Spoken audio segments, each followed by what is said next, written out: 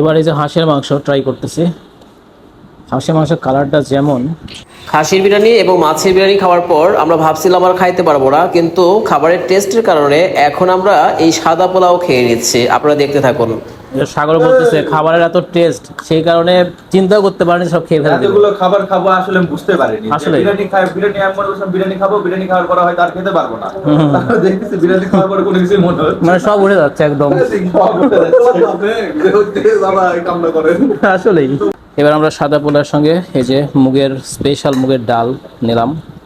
এবার এই যে হাঁসের মাংস ট্রাই করতেছি। হাঁসের মাংসের কালারটা যেমন অসাধারণ লাগতেছে। আগে খাওয়া দাওয়া করে নেই, তারপর দেখি কি হয়। হাঁসের মাংসটার টেস্ট অনেক বেশি।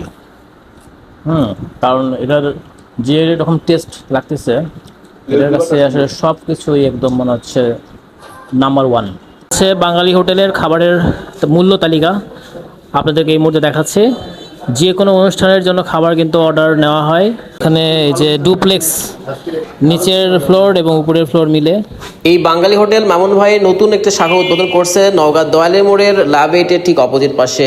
আমরা আসছি, খাওয়া দাওয়া করলাম, মামুন ভাই উপরে আছে। কেমন লাগলো? অনেক ভালো ছিল। আজকে যত আইটেম ছিল সবগুলো ট্রাই করছি। তাহলে আবার আসবেন? অবশ্যই অবশ্যই, কাছে হলেও আরো ভালো লাগে। আচ্ছা দাদা, অবশ্যই আসবেন।